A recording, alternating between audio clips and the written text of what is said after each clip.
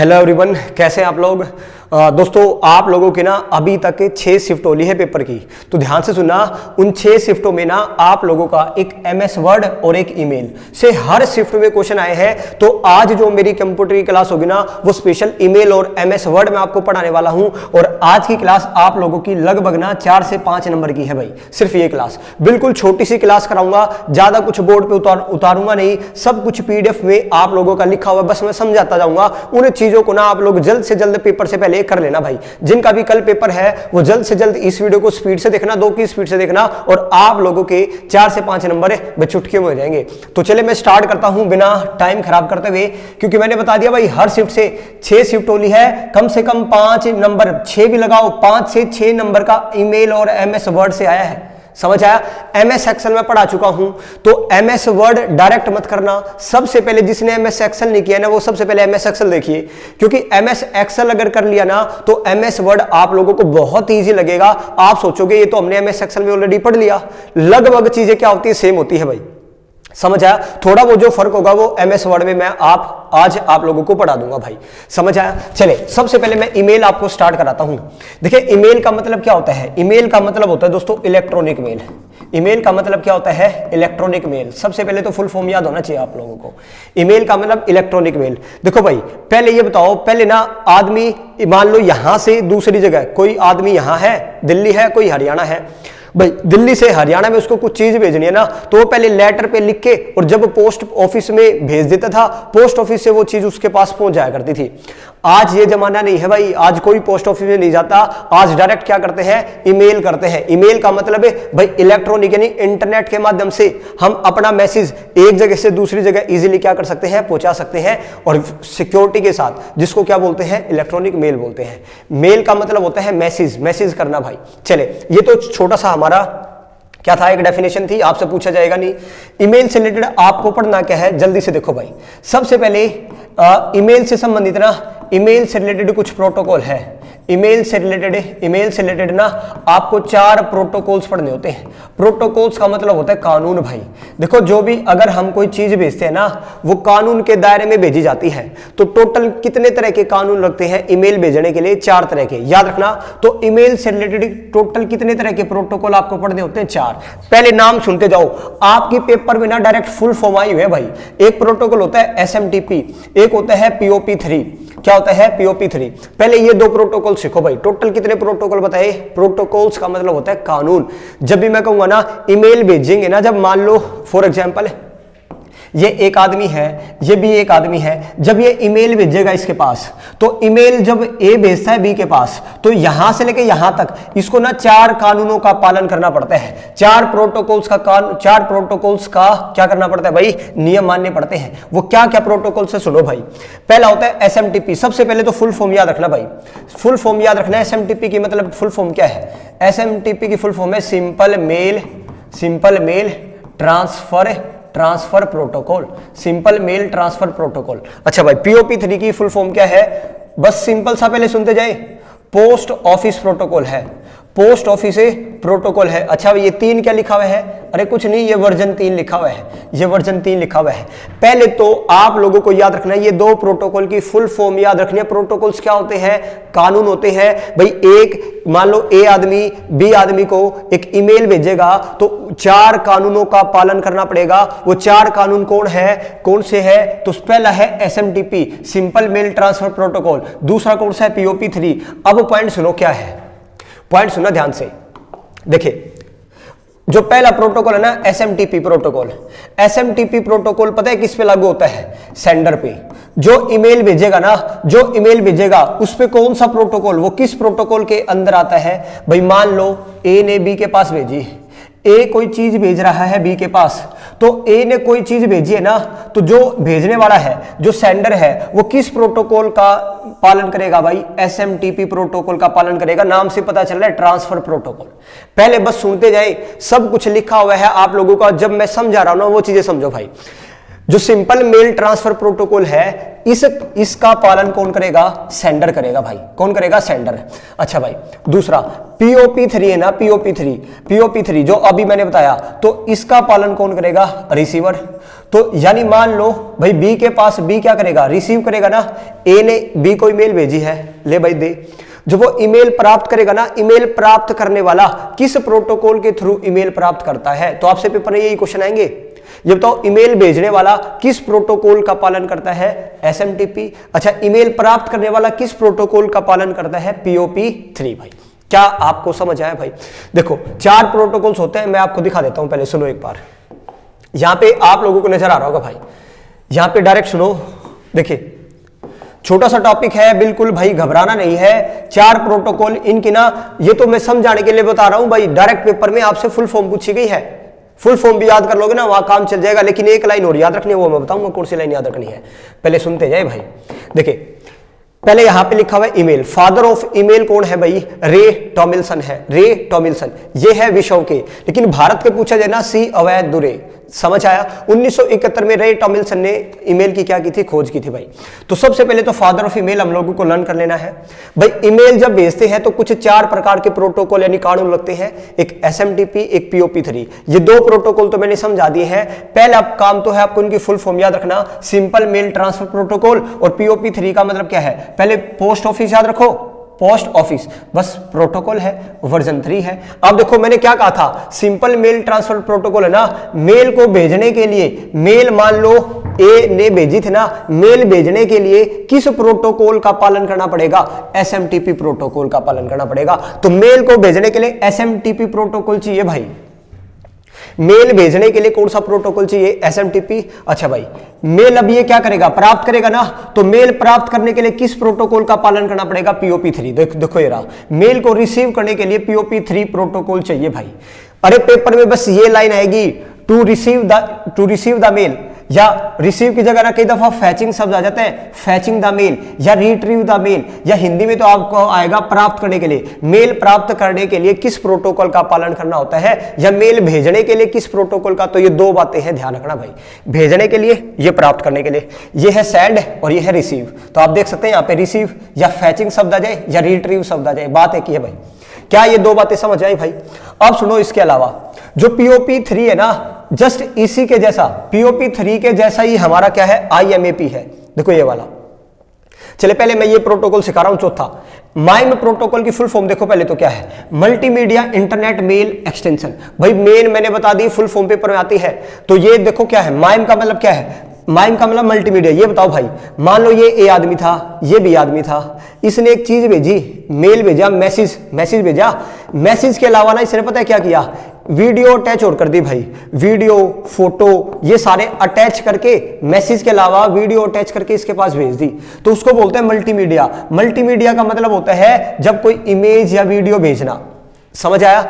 अगर ये आदमी ए बी को वीडियो या फोटो भेजेगा ना, तो फिर ये एक प्रोटोकॉल यहां पे कानून लागू होता है, MIME, MIME, multimedia internet mail extension. यानी देखो मेल के साथ अगर कुछ मल्टीमीडिया आदि भेजने के लिए किस प्रोटोकॉल का पालन करना पड़ता है? माइम का। सीधी सी बात है भाई, छोटा सा पॉइंट है, ज्यादा घबराना नहीं है इस टॉपिक में। सिंपल सा, ना समझ आए ना फुल फॉर्म याद कर लेना, लेकिन ये 2 जरूर याद रखने। पहले दो क्या थे देख लो भाई, पहले 2 सुन लो। SMTP भेजने के लिए था, S से सेंड होता है, POP ये था रिसीव करने के लिए। समझ आया? रिसीव करने के लिए। चले भाई, एक प्रोटोकॉल रह गया भाई, IMAP। ये जस्ट लाइक POP है। बताओ POP भी क्या था भाई? ए ने बी को भेजा था ना, रिसीव करने के लिए POP चाहिए था। तो जस्ट लाइक इसी की तरह IMAP है, ये भी रिसीव या एक्सेस करने के लिए, मेल को एक्सेस, मेल को रिसीव करने के लिए फिर से कौन सा चाहिए? IMAP चाहिए, यानी इंटरनेट मेल एक्सेस प्रोटोकॉल। नाम से पता चल रहा है मेल को एक्सेस करने के लिए कौन सा प्रोटोकॉल चाहिए? Internet mail access protocol. भाई ना समझ आया? फिर से मैंने कह दिया है आप लोगों को ना, सिर्फ इन 4 की फुल फॉर्म याद रख लेना, और जो पहले 2 है ना, पहले 2 ये सबसे इंपॉर्टेंट है। मेल सेंड करने के लिए कौन सा प्रोटोकॉल चाहिए? मेल रिसीव करने के लिए कौन सा प्रोटोकॉल चाहिए? ये 2 बातें बता दी है। अच्छा भाई, ये क्या है? मल्टीमीडिया भेजने के लिए, अगर कोई वीडियो भेजी है, मैसेज, इमेज भेजा है, ये भेजने के लिए फिर एक प्रोटोकॉल और आ जाता है, MIME। देखो खाली टेक्स्ट भेजोगे फिर तो ये SMTP हो गया। लेकिन उसके साथ कुछ मल्टीमीडिया भेजोगे, मल्टीमीडिया में होता है इमेज या वीडियो, तो ये प्रोटोकॉल और साथ में लगता है। ये क्या था, ये जस्ट लाइक POP है, देखो लिखा हुआ है जस्ट लाइक POP3। सर्वर पर मेल को एक्सेस करने के लिए IMAP प्रोटोकॉल लगता है। अब ये सर्वर पता है क्या होता है, देखो मैं अगर आपको बताऊं, पॉइंट सुनना, ये सारा काम कैसे चलता है। ये A है, ये B है, मान लो ये है सेंडर, ये क्या है सेंडर, और ये क्या है रिसीवर, ये क्या है रिसीवर। इसने मेल भेज दी भाई, इसने जब मेल भेजी ना, तो इस मेल को लेके कौन जाएगा, मेल को लेके जाता है SMTP प्रोटोकॉल। SMTP प्रोटोकॉल सबसे पहले ना यहाँ पे ऊपर ना एक सर्वर होता है, क्या होता है, एक सर्वर होता है। सारी चीजें ना सबसे पहले यहाँ पे आएगी। सबसे पहले जो मेल ए ने भेजी है ना, वो किसके पास आती है, सर्वर के पास आती है। क्या आप लोगों को समझ आया। अब सर्वर पता है क्या करेगा, इस मेल को, सर्वर इस मेल को ना सबसे पहले बाहर निकालने के एक प्रोटोकॉल और लगता है IMAP। IMAP का मतलब ये रहा, इंटरनेट मेल एक्सेस प्रोटोकॉल। यानी सर्वर, देखो सर्वर से इसने मेल एक्सेस करने के लिए, सर्वर से, ये सर्वर था, सर्वर से मेल प्राप्त करने के लिए कौन सा प्रोटोकॉल चाहिए, IMAP।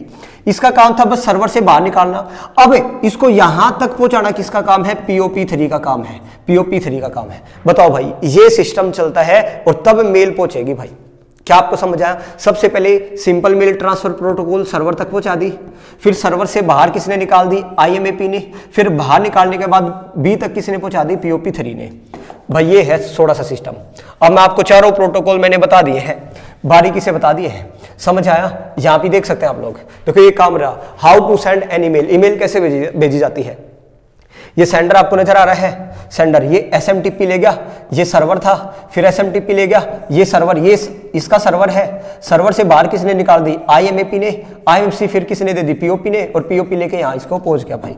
समझ आया। और कैसे था वो मैंने पीछे समझा दिया आप लोगों को, कैसे काम करना है। क्लियर है। ये तो सिंपल एक पहले ना प्रोटोकॉल से क्वेश्चन आए हुए हैं, एक बार देखना भाई, इसलिए मैंने ये प्रोटोकॉल डाले हुए यहाँ पे। समझ आया। चले अब जो बच गया, अब ईमेल में होता क्या है। अब बिल्कुल इजी टॉपिक है भाई, पहले सुनो भाई। ईमेल से संबंधित आप लोगों को ना और क्या क्या चीजें सीखनी है। पहले ना कुछ इंपॉर्टेंट टर्म्स बता रहा हूं मैं ईमेल से रिलेटेड। पहले ये 4-5 टर्म्स है, याद रखना, बहुत बहुत इंपॉर्टेंट है, डायरेक्ट पेपर में यही आएगी। कुछ इंपॉर्टेंट टर्म्स है, रिलेटेड क्यों, किससे रिलेटेड है ये, ईमेल से रिलेटेड। क्या क्या है भाई, देखो आपका फोन होगा ना, आपके फोन में मैसेज आते हैं ना, उन मैसेजों के वहां पे कई सारे ऑप्शन आते हैं। अरे वही है ये ऑप्शन है। देखो पहला तो ये तो इनबॉक्स में कौन सी मेल आती है, रिसीव मेल। जो आप लोगों के पास मेल हमने रिसीव की है ना, आपसे क्वेश्चन आएगा, बताओ वो किस आइकन में मिलती है। पेपर में डायरेक्ट ये क्वेश्चन आएंगे, भाई मैंने मेल प्राप्त की है तो बताओ वो कौन से फोल्डर में जाएगी। 4 ऑप्शन में आ जाएगा, इनबॉक्स में, कंपोज में, ड्राफ्ट में, यस आउटबॉक्स में। इनबॉक्स में कौन सी मेल होती है, जो आपने रिसीव की है। देखो जो मैंने मेल प्राप्त की है वो इनबॉक्स में आती है, समझ आया। अच्छा भाई, जो मैंने मेल भेज दी, देखो पॉइंट सुना, ये 2 फंक्शन है, एक सेंट और एक आउटबॉक्स। ये दोनों अलग अलग है, यहां पे कई, इसको ये मत सोचना एक है। ये तो सेंट का काम है और ये आउटबॉक्स का काम है। अब ध्यान से पढ़ो, देखो क्या लिखा हुआ है। मैंने मेल भेज दी और वो पहुंच गई बी के पास, तो यहां पे लिखा आएगा सेंट की, सेंट ईमेल होगी है।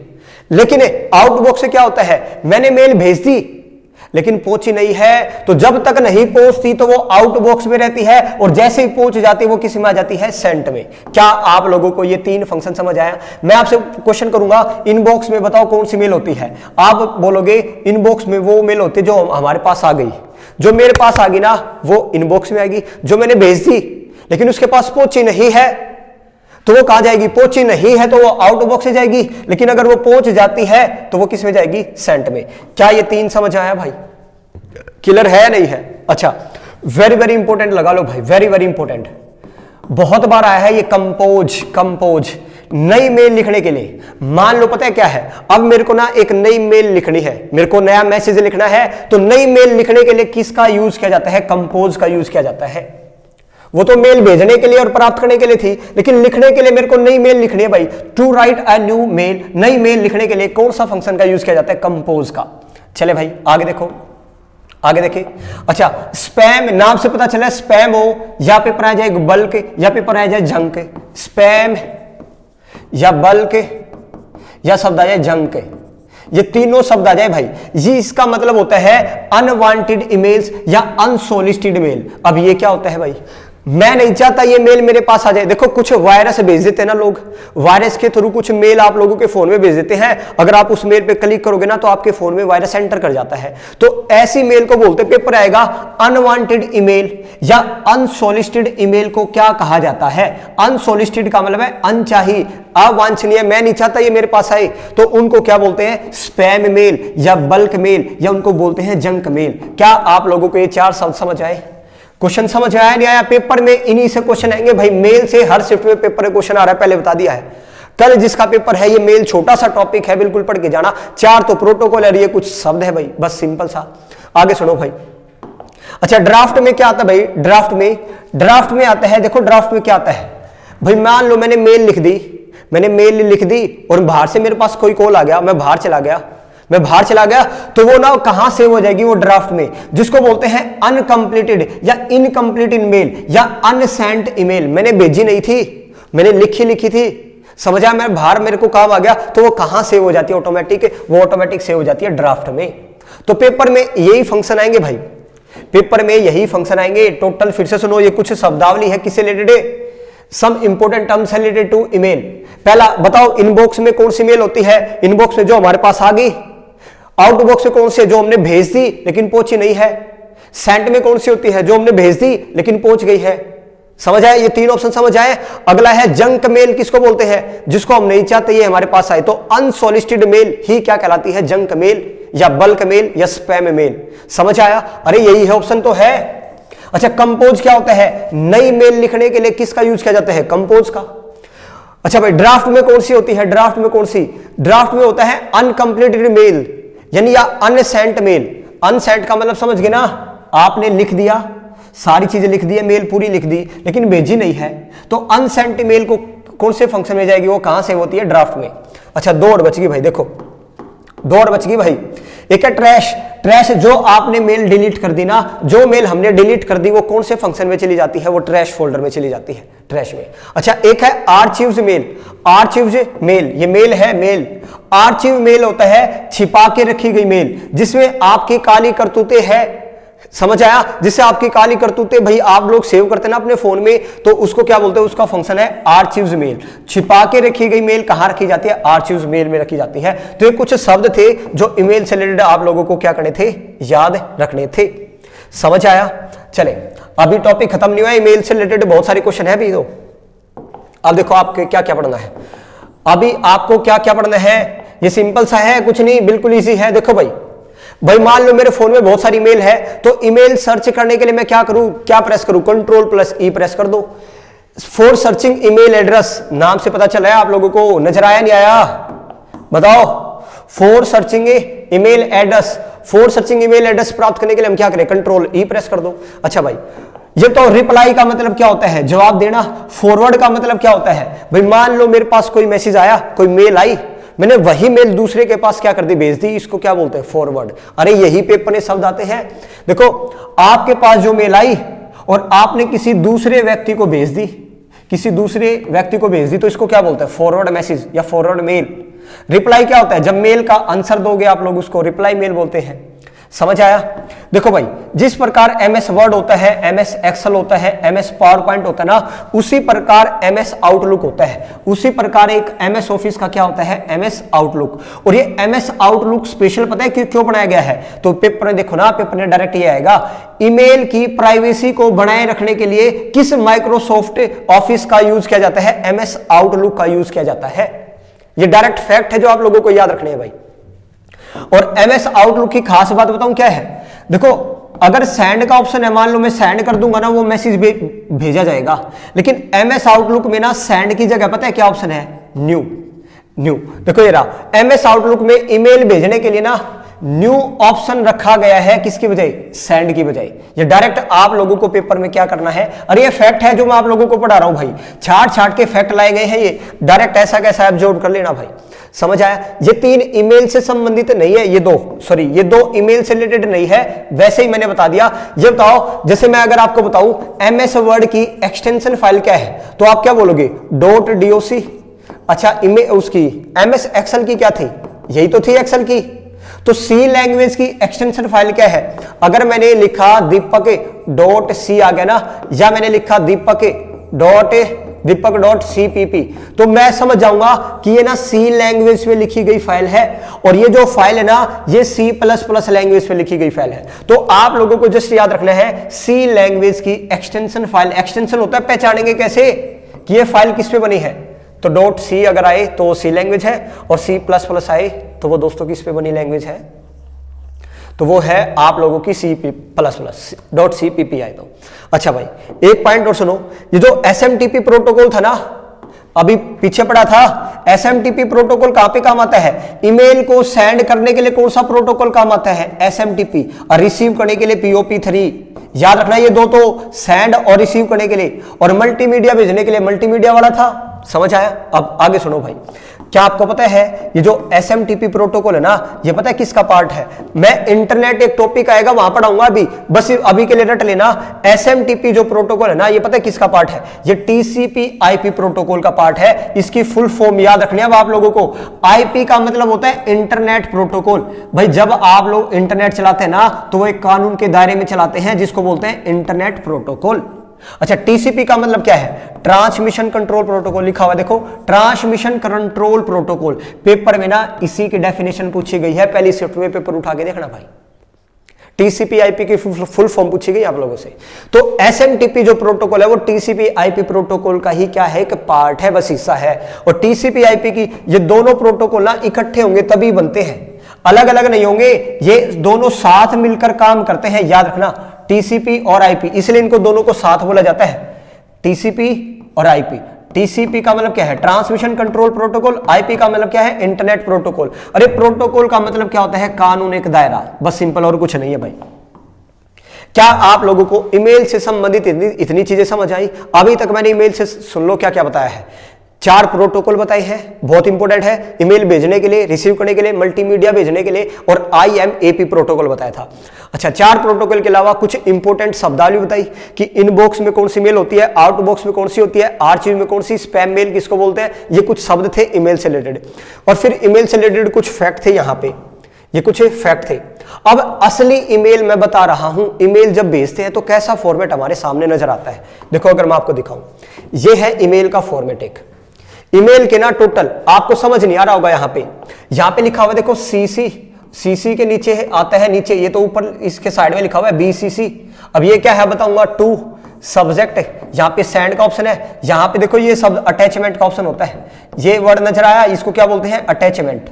अटैचमेंट होता है, देखो इसको बोलते हैं, अरे पेपर क्लिप जैसा नहीं है ये, paper clip symbol. Paper clip symbol, बताओ किसका अटैचमेंट का ऑप्शन होता है ये? ठीक है, पॉइंट सुनो। अब ये असली मेल मैंने दिखाई है आप लोगों को, असली मेल दिखाई है। अब मेरे को यही पढ़ाना आप लोगों को।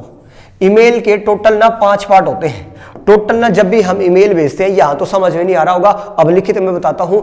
ईमेल के टोटल कितने हिस्से होते हैं? ईमेल का स्ट्रक्चर बता रहा हूं, 5 पार्ट में ईमेल डिवाइड है। ईमेल एड्रेस और सिखाऊंगा अब आप लोगों को, पॉइंट सुन लो एक बार। अब यहां पे आओ, बस ये पेज हो रह गया तुम्हारा भाई, ये पेज रह गया। अब ये बहुत इंपॉर्टेंट पॉइंट है, एक बार पॉइंट सुन लो ध्यान से पॉइंट सुनते जाना भाई। अब मैं आप लोगों को बता रहा हूं, एक लास्ट पेज बचा, ईमेल खत्म हो जाएगा। छोटा सा पार्ट मैंने बताया था आप लोगों को, समझ आया? देखो भाई क्या है, अब मैं आपको बता रहा हूं स्ट्रक्चर ऑफ ईमेल। ईमेल जब भेजेंगे तो टोटल ना उसके 5 पार्ट होते हैं। तो there are 5 sections in an email message. Email में टोटल कितने पार्ट होते हैं? 5। अच्छा भाई, कौन कौन सा? पहला होता है, एक होता है ईमेल एड्रेस, एक होता है हेडर, एक होता है बॉडी, एक होता है सिग्नेचर, और एक होता है अटैचमेंट। अभी दिखाया था ना पीछे अटैचमेंट। एक बात बताओ, बॉडी क्या होता है? अरे बॉडी तो वो होता है जो भाई हम मैसेज लिखेंगे। मैंने लिखा दीपक इज माई बेस्ट फ्रेंड, मैंने किसी को मैसेज भेजना था, समझ आया? इसी को तो बॉडी बोलते हैं। अरे बॉडी वो पार्ट होता है जहां पे मैसेज भेजा जाता है, ये तो समझ गए। सिग्नेचर क्या है? बस मैं अपनी सिग्नेचर लगा दूं, ये सिग्नेचर है। अटैचमेंट क्या होता है? अरे अटैचमेंट का मतलब है कुछ अटैच करके भेजना इसके साथ है भाई, लिखित के साथ। अगर आप कोई वीडियो भेजना चाहते हो, इमेज अटैच करना चाहते हो, तो इसको बोलते हैं अटैचमेंट। और अटैचमेंट के लिए कौन सा सिंबल था? इसको बोलते हैं पेपर क्लिप सिंबल। जैसे पेपर क्लिप होता है ना, पेपर में क्लिप लगाते हैं पेज ना उड़े, तो उसको क्या ये 5 सेक्शन थे ईमेल भेजने के, 3 मैंने बता दिया। बॉडी क्या होता है, सिग्नेचर आपको पता है, अटैचमेंट क्या होता है ये आपको समझ में आ गया।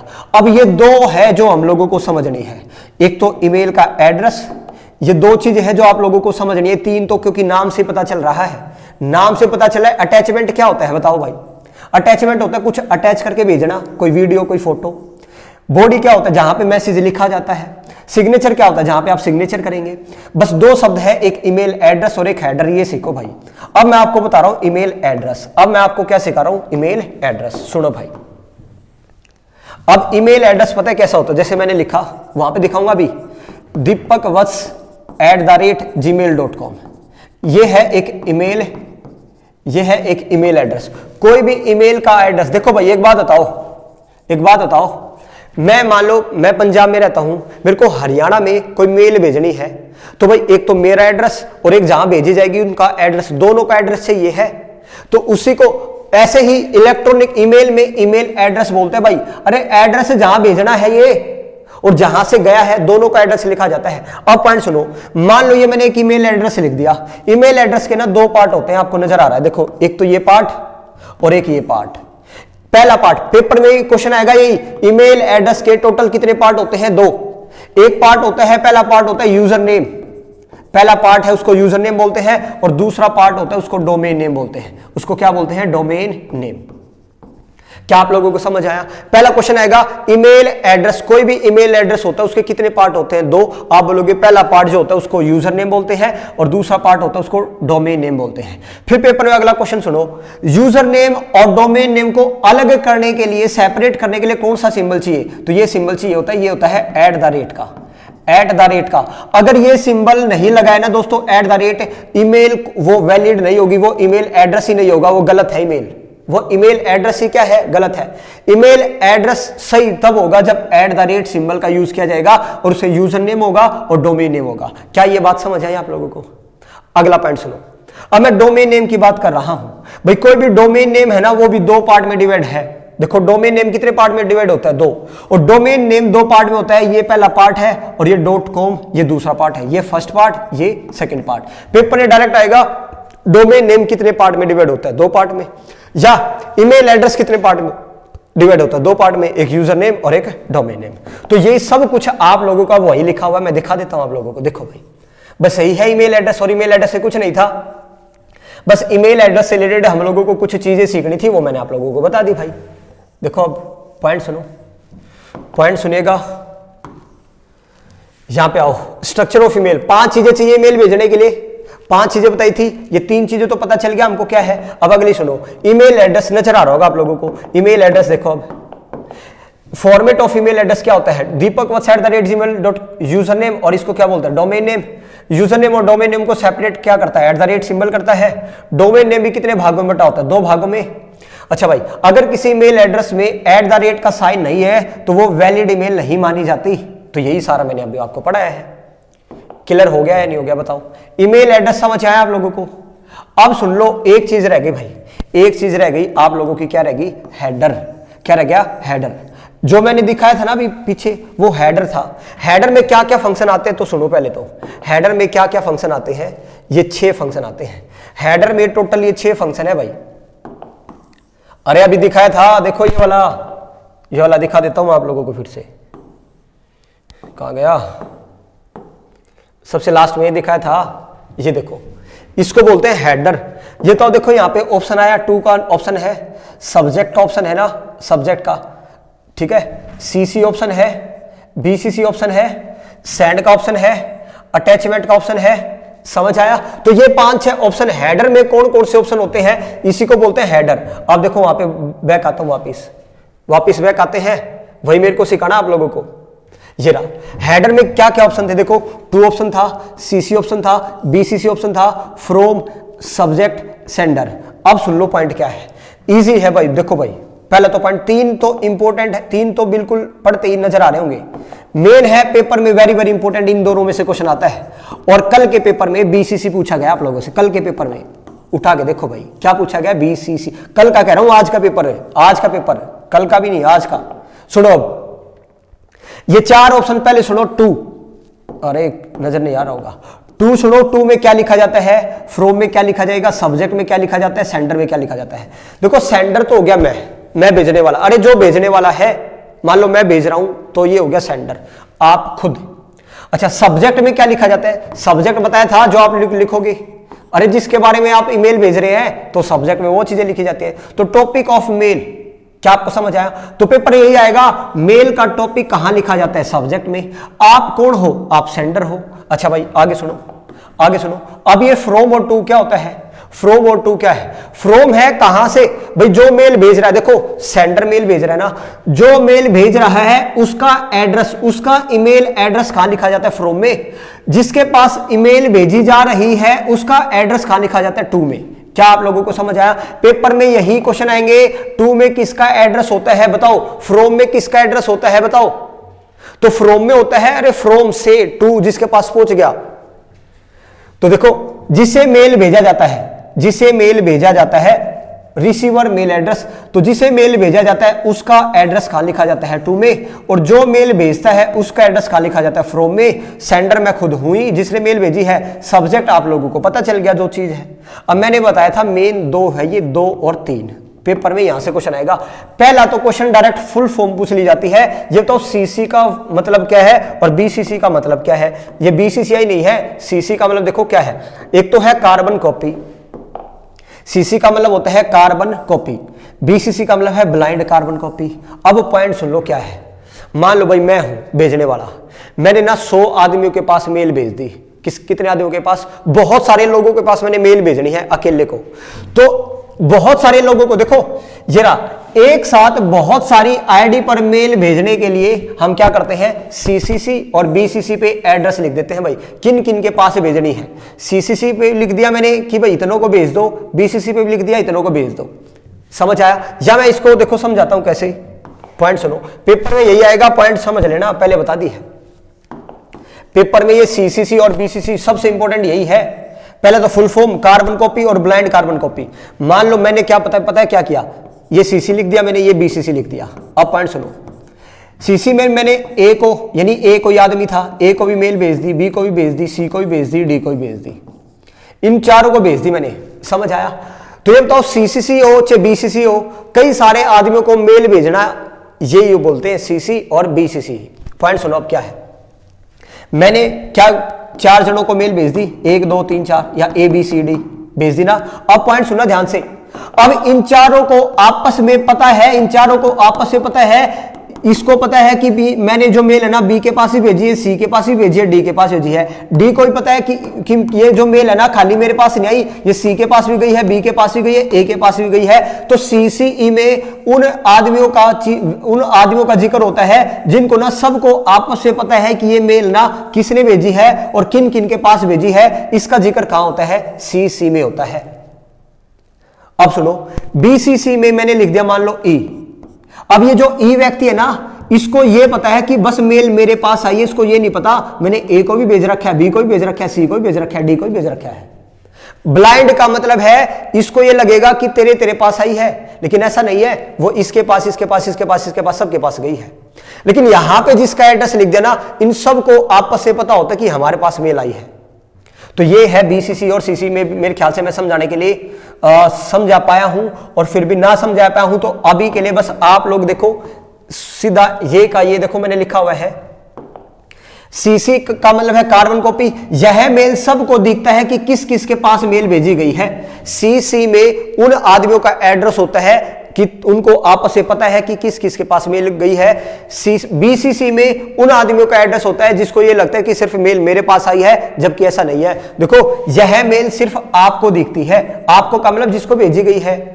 मान लो मैंने डी को भेजी थी, बीसीसी में मैंने बोल दिया कि मैंने डी को मैसेज कर दिया, भाई डी को मैसेज कर दिया है, तो इस डी को ये लगेगा कि खाली मेरे पास आया है और किसी के पास नहीं आया। लेकिन अगर मैंने वो सीसी में लिख देता ना, तो मान लो मैंने ए को भी भेजा था, बी को भी भेजा था, सी को भी भेजा था, डी को भी भेजा था, तो इस डी को ना अब पता है कि वो सी के पास ही भेजी गई है, बी के पास ही भेजी गई, ए के पास ही भेजी गई है, खाली मेरे पास नहीं आया। तो ये फर्क है बस बीसीसी और सीसी में, और कुछ नहीं भाई। तो ये मेल वाला टॉपिक तुम्हारा क्या हो गया, मेरे ख्याल से मैं समझाने में कामयाब हो पाया हूं। छोटा सा टॉपिक था भाई, ये मेल आप लोगों को क्लियर हो चुका है। अब मैं आप लोगों को फटाफट MS वर्ड और बता देता हूं।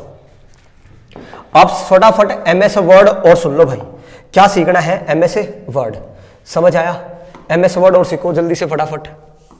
चले भाई सुनो, सब कुछ लिखा हुआ है, मैंने कहा था पहले डायरेक्ट PDF से पढ़ाऊंगा क्योंकि टाइम है नहीं, कल ही पेपर है, तो वीडियो बड़ी ना हो जाए, बस मेरे को ये डर है थोड़ा सा, समझ आया? तो जल्द से जल्द आप स्पीड से देखना और खत्म करना MS वर्ड, क्योंकि 5 नंबर आ रहे हैं यहां से।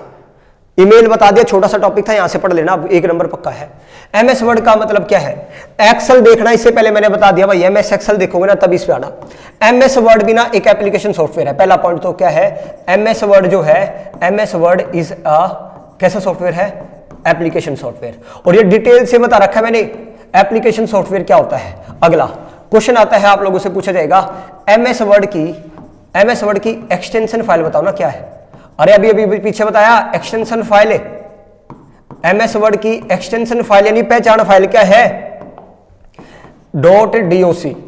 मान लो मैंने लिख दिया दीपक .doc, तो इसको देख के पहचान जाओगे कि ये जो फाइल बनी है ना, ये डॉक्यूमेंट पे बनी है, यानी MS वर्ड पे बनी है, समझ आया? अगर लिखता मैं दीपक .doc सॉरी XLS, तो आप समझ जाते इसको देख के कि ये एक्सेल पे बनी है, समझ आया? ये मैंने बता दिया था। और ये जो .docx है ना, ये सब कुछ मैं MS एक्सेल में बता चुका हूं आप लोगों को। ये था 2003 से पहले एक्सटेंशन फाइल, 2003 से पहले एक्सटेंशन फाइल .doc थी, लेकिन अब हो गई है docx, और ये है 2007 के बाद। ये जो एक x शब्द जुड़ गया, इसका मतलब क्या है? इसका मतलब होता है एक्सटेंसिबल मार्कअप लैंग्वेज, बस कुछ नहीं।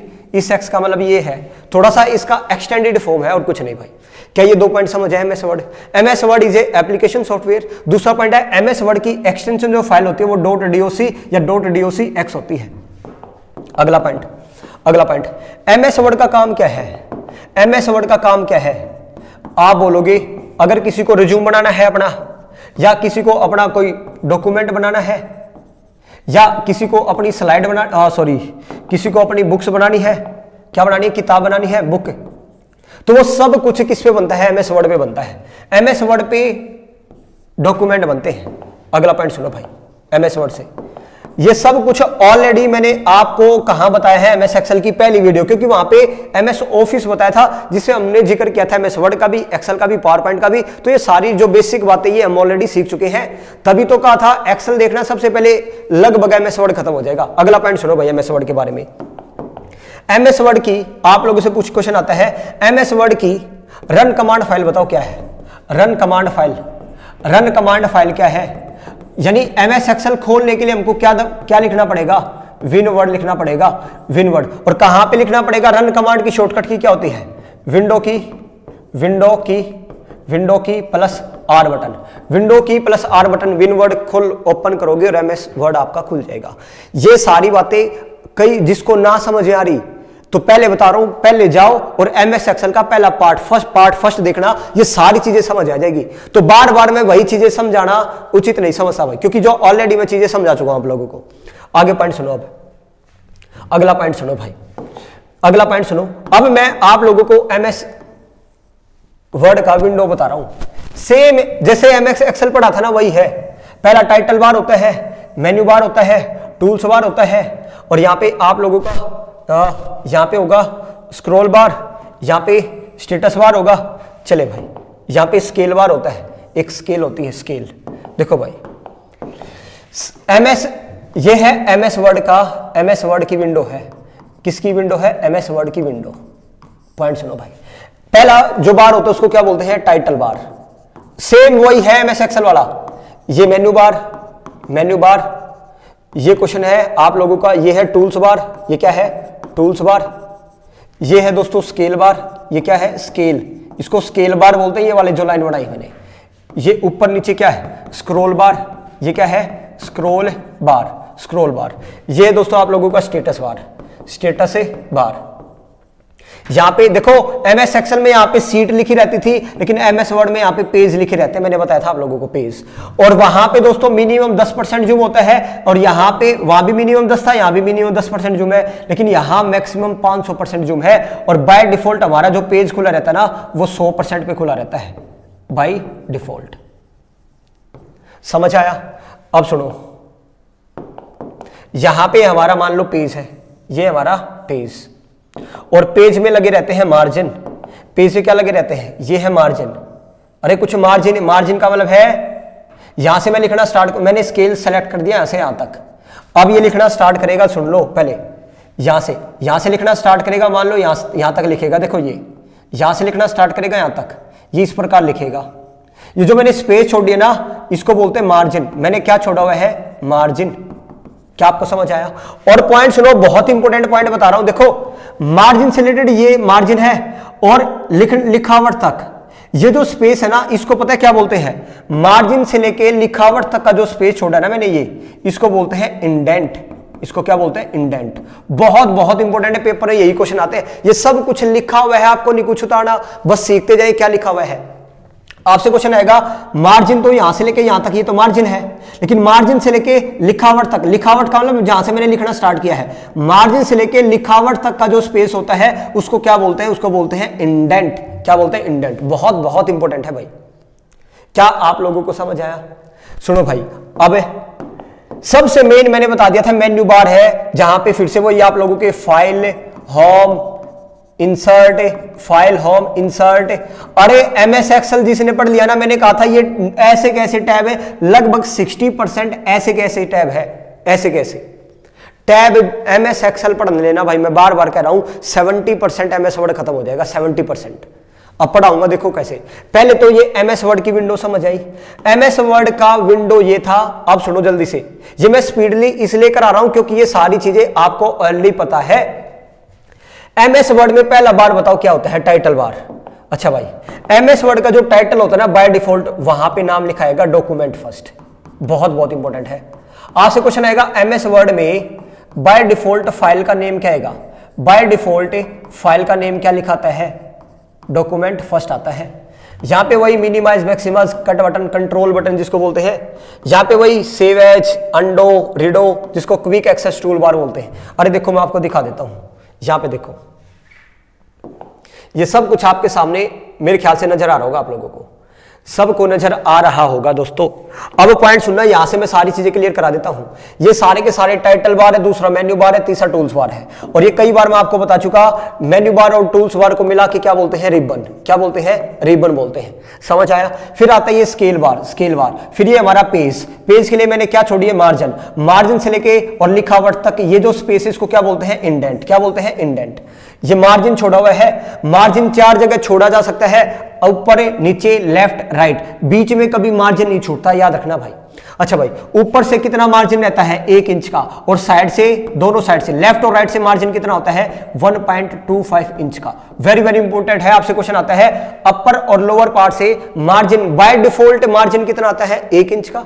मार्जिन का मतलब कितना जगह खाली है? 1 इंच। और दोनों साइड से, लेफ्ट और राइट से 1.25 का मार्जिन रहता है। अच्छा भाई, इंच का।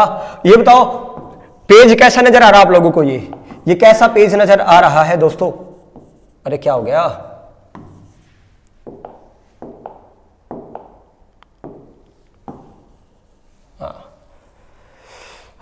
आगे देखिए, क्या यहां तक समझ आया?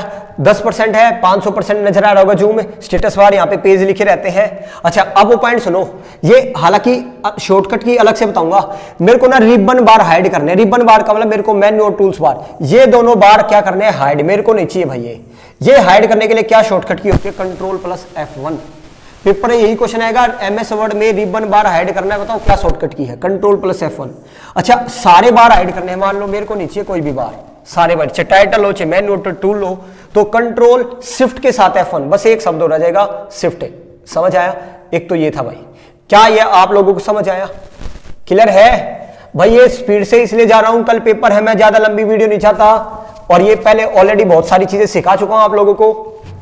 ठीक है, बस जहां जहां पे फोकस करना है वो वहां पे मैं बता रहा हूं। एक तो क्वेश्चन आता है इंडेंट, देखो लिखा हुआ है सब कुछ, सब कुछ लिखा हुआ है यहां पे। देखो भाई पॉइंट सुनना यहां पे,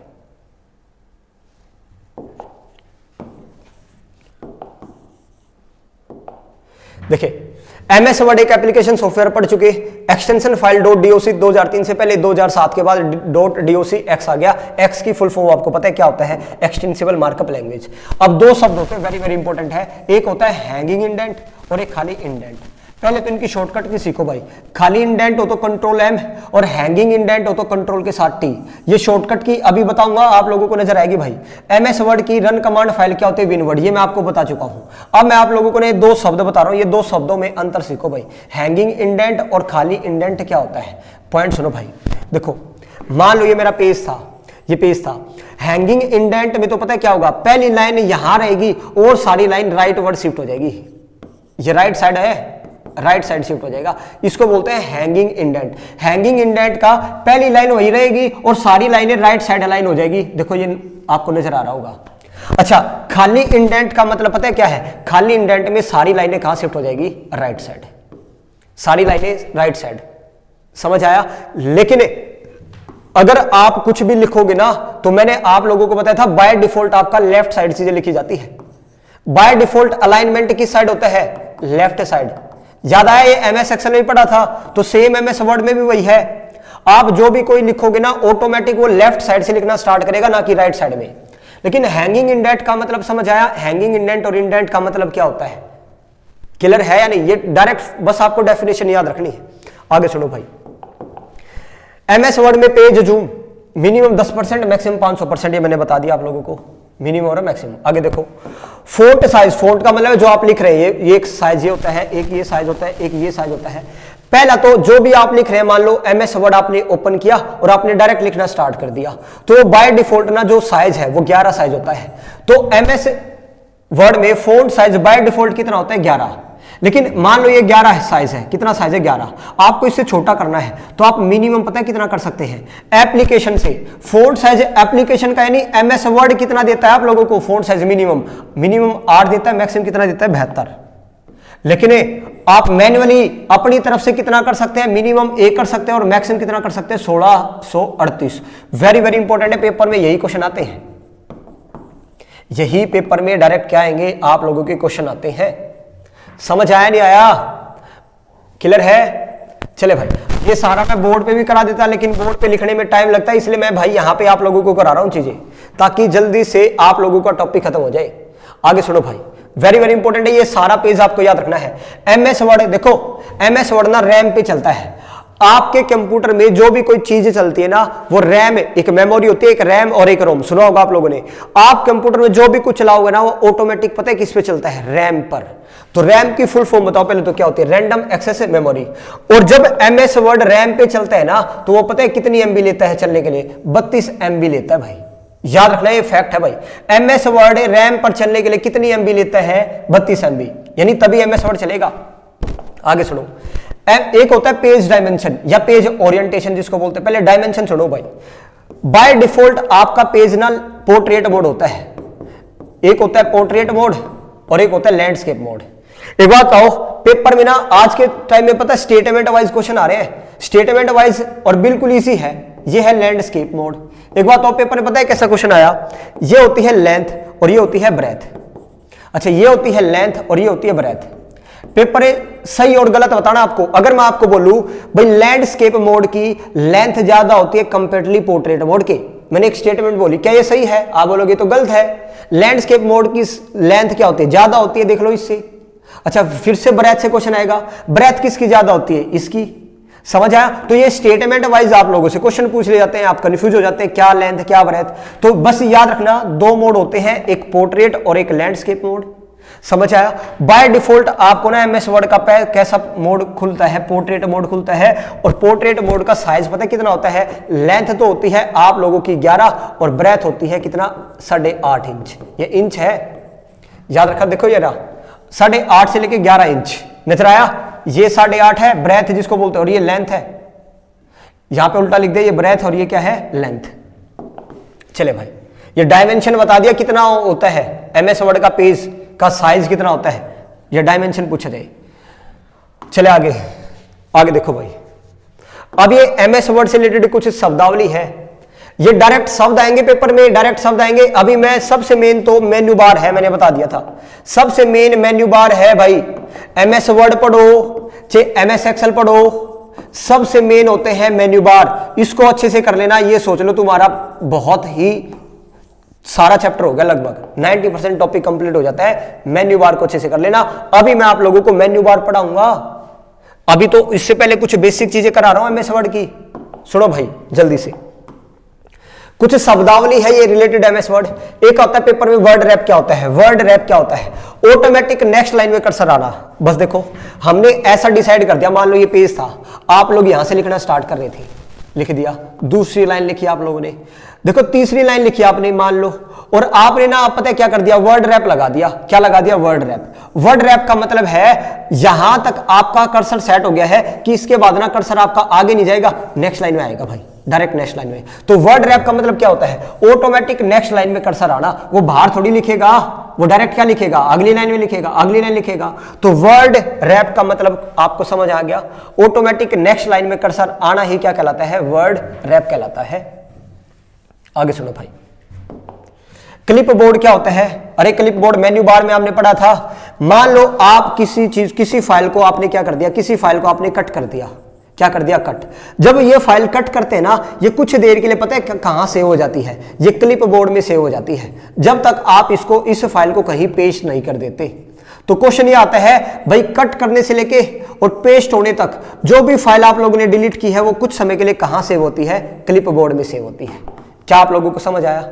और क्लिप बोर्ड एक तरह की रजिस्टर होती है, एक मेमोरी होती है, ये मैं आपको पढ़ाऊंगा मेमोरी वाले टॉपिक में। अभी के लिए बस समझ लेना, क्लिप बोर्ड क्या होता है, यह एक मेमोरी होती है जहां कोई भी फाइल कट कर दी जाती है तो वह फाइल ना क्लिप बोर्ड में सेव हो जाती है पेस्ट करने से पहले तक।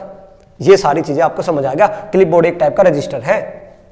अच्छा भाई नेक्स्ट देखो, एक शब्द है, बस ये शब्द गटर मार्जिन क्या होता है, बाइंडिंग के लिए स्पेस छोड़ना। अरे डेफिनेशन आएगी एमएस वर्ड से ना, कई तो डेफिनेशन आती है डायरेक्ट बस कि गटर मार्जिन क्या होता है, वर्ड रैप क्या होता है, समझ आया, इंडेंट क्या होता है, यही पेपर में क्वेश्चन आते हैं बस एमएस वर्ड से, और ज्यादा क्वेश्चन नहीं आएंगे।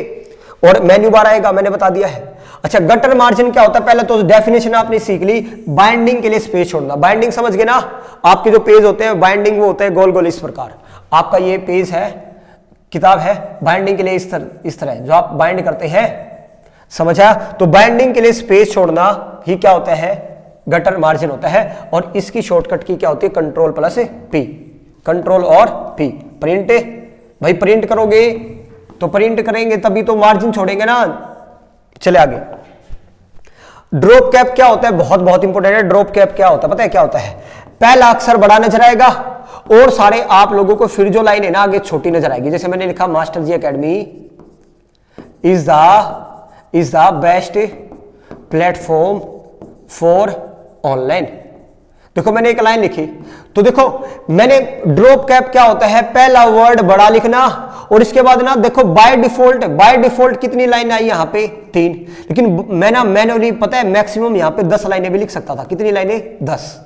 तो ड्रॉप कैप क्या होता है, तो आप देख सकते हैं भाई, ड्रॉप कैप में पहला वर्ड आपको बड़ा नजर आएगा और इसके बाद सारी लाइनें छोटी नजर आएगी।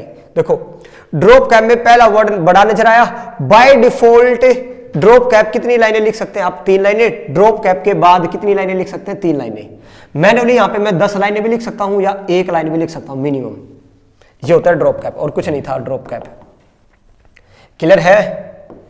अरे भाई ये ऐसा ही टॉपिक है, कॉपीराइट देने के लिए आपने कोई डॉक्यूमेंट बनाया, उससे आप कॉपीराइट का सिंबल देना चाहते हैं। कॉपीराइट का ये सिंबल होता है सी और इसके ऐसे। अच्छा तो उसके लिए क्या है, ऑल्ट कंट्रोल और सी दबा दोगे ना तो आपके पेज पे, आपके डॉक्यूमेंट पे क्या लग जाएगा, कॉपीराइट लग जाएगा।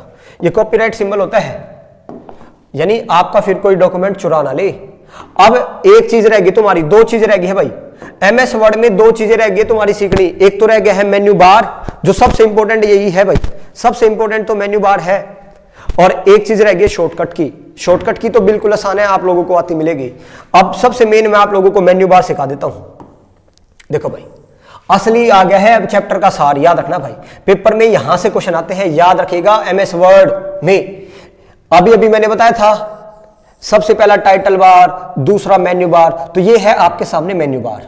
मेन्यू बार में कौन कौन से ऑप्शन होते हैं? देखो, फाइल का, होम, इंसर्ट, डिजाइन, पेज का लेआउट, रेफरेंस, मेल, रिव्यू और व्यू, ये ऑप्शन होते हैं। अब एक एक करके ऑप्शन पढ़ने हम लोगों को, 1 2 3 4 5 6 7 8 9।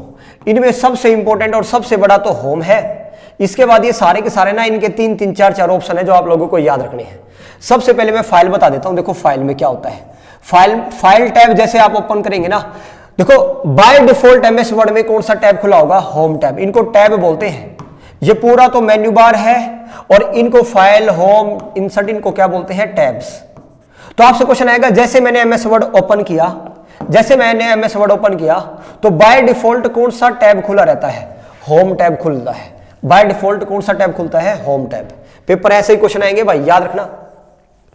अब फाइल में फिर से मैं आपको बता रहा हूं, जिसने एमएस एक्सेल के टैब कर लिए होंगे ना, अब उनको भाई ये कुछ भी नहीं लगेगा, बस ये है, ऐसा लगेगा बिल्कुल ही कुछ भी नहीं है, ये तो एमएस वर्ड में बस ये था, ऐसा फील आएगा, पहले बता दिया। और जिसने एमएस वर्ड ना पढ़ा तो भाई उसके लिए पता नहीं क्या चल रहा है, ऐसा होगा। तो मैं बार बार कर रहा हूं, एमएस वर्ड यहां आने से पहले आप लोग एमएस एक्सेल पढ़िएगा भाई, और तब आपको ये क्लास में समझ आएगा सारी चीजें, क्योंकि मैं स्पीड से करा रहा हूं, कोई समझाने की उससे नहीं करा रहा भाई। फाइल टैब में कौन कौन से फंक्शन आते हैं सुन लो भाई। आपने कोई डॉक्यूमेंट बना दिया, उस डॉक्यूमेंट को भाई ओपन करना है, उस डॉक्यूमेंट को सेव करना है, उस डॉक्यूमेंट को कहीं पे शेयर करना है, एक्सपोर्ट करना है, तो आपसे पेपर में यही आएगा कि ओपन, शेव, शेयर, एक्सपोर्ट, ये जो सारे भाई फंक्शन है ये किस टैब में मिलेंगे? फाइल टैब में। बात खत्म भाई, खत्म हो गया। अच्छा, होम टैब में सुन लो क्या क्या ऑप्शन मिलेंगे। एमएस एक्सेल में बताया था मैंने आप लोगों को, होम टैब में आपको क्लिप बोर्ड का ऑप्शन मिलेगा। क्लिप बोर्ड में आपको 4 चीजें मिलती है, कट, कॉपी, पेस्ट और फॉर्मेट पेंटर। फॉर्मेट पेंटर का काम है केवल फॉर्मेट को कॉपी करेगा, समझ आया? ये मैंने एमएस एक्सेल में बढ़िया तरीका बताया था।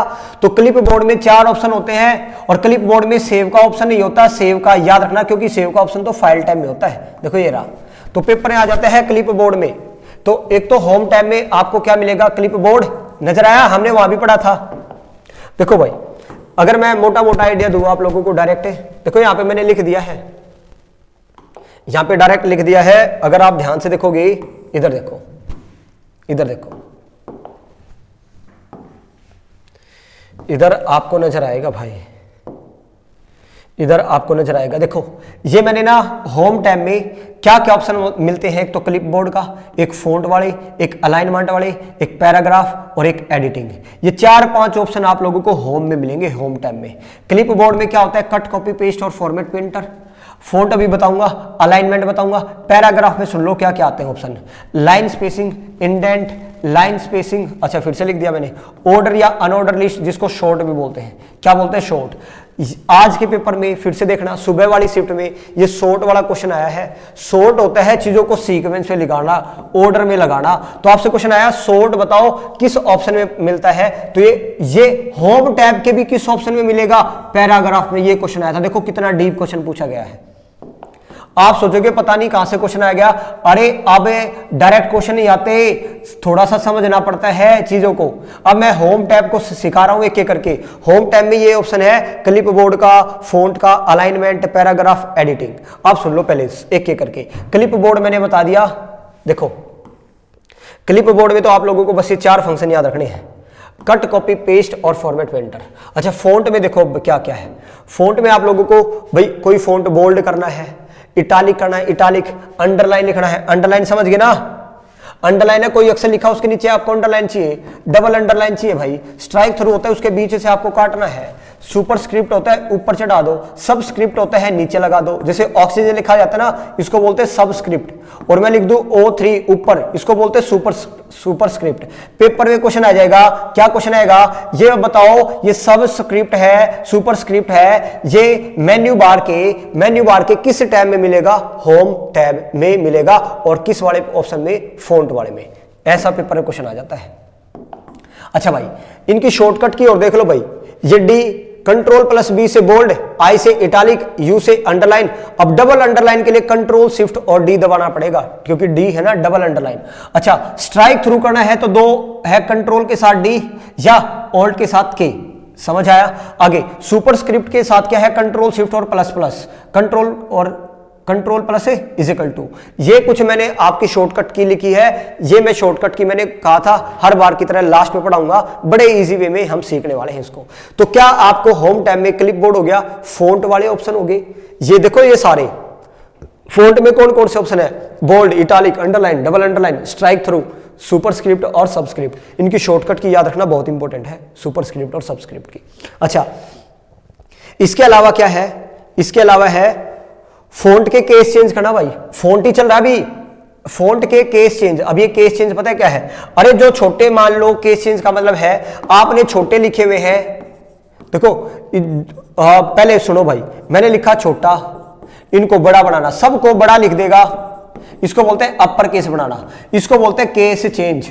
भाई आप लोगों को देखो क्या बनाना है, अपर सारे वर्ड कैपिटल में लिखने हैं, लोअर केस बनाना है, समझ आया, कैपिटल ईच वर्ड लिखना है। टॉगल केस होता है, जो बड़े हैं उनको छोटा बना देगा, देखो ये डी बड़ा था तो उसको छोटा बना देगा, जो छोटे उनको बड़ा बना देगा, इसको बोलते हैं टॉगल केस। सेंटेंस केस क्या होता है, किसी भी सेंटेंस का ना जो पहला वर्ड है उसको बड़ा बना देगा। तो ये जो केस चेंज होते हैं ना, ये भी आपको कहां मिलेंगे, ये भी फोंट में मिलेंगे और होम टैब में मिलेंगे। कहां पे मिलेंगे, होम टैब। अरे टैब याद रखना, कौन सी चीज कहां मिलेगी पेपर में ये आता है, क्लियर है या नहीं है। आगे चलो, और क्या क्या मिलता है, अभी होम टैब ही चल रहा है, सबसे बड़ा होम टैब था मेन। ये देख लो ना भाई, ये अगला पेज आ गया, देखो ये अगला पेज, ये मेन मैंने बता दिया। अपने दिमाग में ना इस प्रकार चीजें लिख लेना कि होम टैब में ना ये 5-6 चीजें हैं। क्या क्या, क्लिप बोर्ड वाले ऑप्शन है, क्लिप बोर्ड आते ही कट, कॉपी, पेस्ट और फॉर्मेट में एंटर। फोंट आते ही फोंट के साइज हो, फोंट के केस हो। अलाइनमेंट आते ही राइट लिखेगा, लेफ्ट लिखेगा, बीच में लिखेगा। तो अब मैं अलाइनमेंट सिखा रहा हूं आप लोगों को, देखो भाई पैराग्राफ लाइन, लेफ्ट लाइन। भाई आप लोगों को बताया था, आप एमएस वर्ड जैसे ही ओपन करोगे ना, आप जैसे ही एमएस वर्ड ओपन करोगे वो ऑटोमेटिक लेफ्ट साइड से लिखना स्टार्ट करता है। इसको बोलते हैं अलाइनमेंट। बाय डिफॉल्ट कौन सी साइड होता है, लेफ्ट साइड। अच्छा भाई, आप लोगों को ये लेफ्ट में जो चीजें लिखी ना वो राइट में लिखनी है, तो क्या प्रेस कर दो, कंट्रोल आर प्रेस कर दो, ये सारी चीजें राइट में चली जाएगी। देखो राइट में चली गई। ये लेफ्ट करोगे तो वापस लेफ्ट में लानी है तो कंट्रोल प्लस एल दबा दो। सेंटर में लेके आनी है, सेंटर लाइन, तो बीच में आ जाएगी। जस्टिफाई क्या होता है, जो चीजें जहां पे थी ना वो वहीं सेट हो जाएगी। जस्टिफाई, मान लो जस्टिफाई का मतलब होता है आपका जो कमरा था, आपने सुबह से लेकर शाम तक ना उस कमरे की ऐसी की तैसी कर दी, सारा सामान इधर उधर कर दिया, फिर आप मॉर्निंग में क्या करते हैं, सारे सामान को अपनी अपनी जगह रखते हैं ना भाई, तो उसी को बोलते हैं जस्टिफाई। यानी सारी चीजों को अपनी जगह अपने आप क्या हो जाएगी, सेट हो जाएगी, तो इसको बोलते हैं जस्टिफाई। तो ये अलाइनमेंट 4 तरह के थे, तो पेपर आएगा कंट्रोल प्लस ई से कौन सा लाइन होता है, सारी चीजें सेंटर में आ जाएगी।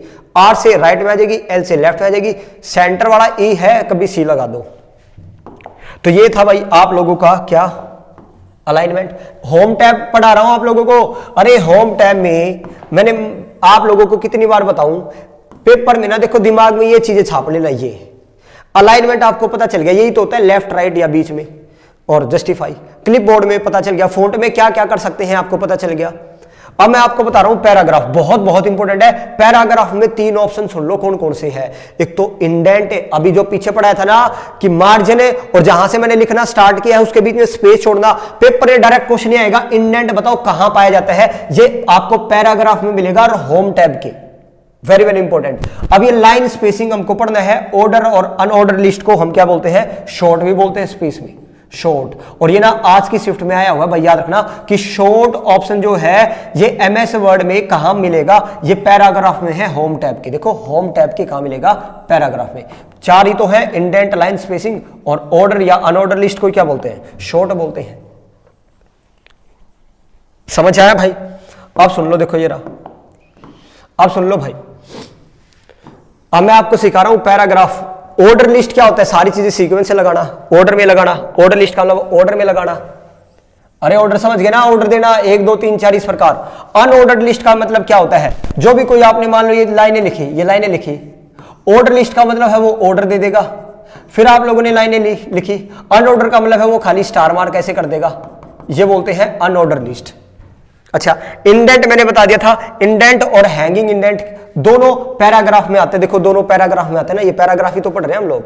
और ये होते क्या है, ये सबसे पहले मैंने आपको बता दिया था। इंडेंट और हैंगिंग इंडेंट क्या होता है, सबसे पहले यही बताया था। अब सुन लो आगे। लाइन स्पेसिंग क्या होता है? कुछ नहीं, मैंने दो लाइनें लिखी, दो लाइनों के बीच ना, मान लो एक लाइन ये लिखी, एक लाइन ये लिखी, दो लाइनों के बीच स्पेस छोड़ना ही क्या होता है? Line spacing. दो लाइनों के बीच जगह छोड़ना ही लाइन स्पेसिंग कहलाता है। अगर मेरे को दो लाइनों के बीच ना एक लाइन की जगह छोड़नी है तो मेरे को पता है क्या प्रेस करना पड़ेगा? Ctrl+1। दो लाइन की जगह छोड़नी है तो Ctrl+2, और डेढ़ लाइन की जगह छोड़नी है तो ये डेढ़ है। कभी ये सोचे 1 2, एक लिखा तो एक लाइन की जगह छोड़ दी, दो लिखा तो दो लाइन की जगह छोड़ दी, 5 लिख दिया तो 5 लाइन की जगह छोड़ देगा? नहीं, यही 5 लिखोगे तो डेढ़ लाइन की जगह छोड़ देगा। यानी यहां से लिखोगे और इनमें कितनी लाइनों का गैप दे देगा? डेढ़ लाइन का। क्या आपको समझ आया? तो लाइन स्पेसिंग मेन बात है, ये कहां मिलेगा आप ये बताओ? पैराग्राफ में, होम टैब में। मेन तो ये है, कहां मिलेगा? ये चीजें याद रखनी है आप लोगों को। अच्छा भाई, एक लास्ट और बच गया, देखो होम टैब का एडिटिंग वाला ऑप्शन। एडिटिंग में आपको 3 ऑप्शन मिलेंगे, फाइंड, रिप्लेस और सेलेक्ट। आप सेलेक्ट, पूरा डॉक्यूमेंट सेलेक्ट करना चाहते हैं, Ctrl+A से होता है, रिप्लेस Ctrl+H से होता है, फाइंड Ctrl+F से होता है। लेकिन आपसे क्वेश्चन आएगा, ये फाइंड है, रिप्लेस है, सेलेक्ट है, ये ऑप्शन कहां मिलेंगे? एडिटिंग में मिलेंगे। और एडिटिंग बताओ ना किस टैब में आता है? ये होम टैब में आता है। और अब आपका होम टैब क्या हुआ है? कंप्लीट हुआ है। बताओ भाई, समझ आया? तो कुल मिला के आप लोगों के 9 टैब थे, वापिस आता हूं उसी पे। देखो भाई, और सारे छोटे हैं, ये सबसे बड़ा यही था भाई, मैंने बताया था। हमने 2 टैब पढ़ लिए, फाइल और होम। अब ये जितने बच गए ना, ये बिल्कुल छोटे छोटे हैं, बिल्कुल छोटे छोटे। लेकिन चीजें दोस्तों बहुत सारी है, ये तो याद करनी पड़ेगी। अपना दिमाग में ना ऐसे ही टैब बना लेना, छोटा सा इमेज, किसमें क्या था, इसमें क्या था, इसमें क्या था। होम टैब बता दिया, फाइल टैब बता दिया। अब मैं इंसर्ट बता रहा हूं। MS एक्सेल पढ़ा होगा तो अरे कुछ चीजें इंसर्ट करना, हाइपरलिंक इंसर्ट करना है। देखो अब इंसर्ट सिखा रहा हूं आप लोगों को, सारा छोटा छोटा है। अब तो 2 ही पेज में खत्म हो जाएगा, सारा 2 ही पेज में खत्म हो जाएगा। देखो भाई, अब मैं आपको सिखा रहा हूं इंसर्ट। देखिए, ड्रॉप कैप समझ आया? ड्रॉप कैप क्या होता था? याद आया भाई? मैंने कहा था पहला अक्षर बड़ा और फिर सारी लाइनें छोटी। बाय डिफॉल्ट ड्रॉप कैप में 10 लाइन लिखी जा सकती, बाय डिफॉल्ट तो 3 लाइनें, हम अपनी तरफ से मैक्सिमम 10 लाइनें, मिनिमम 1 लाइन। ड्रॉप कैप तो आपसे पेपर आ जाएगा, ड्रॉप कैप बताओ ना किस में आता है?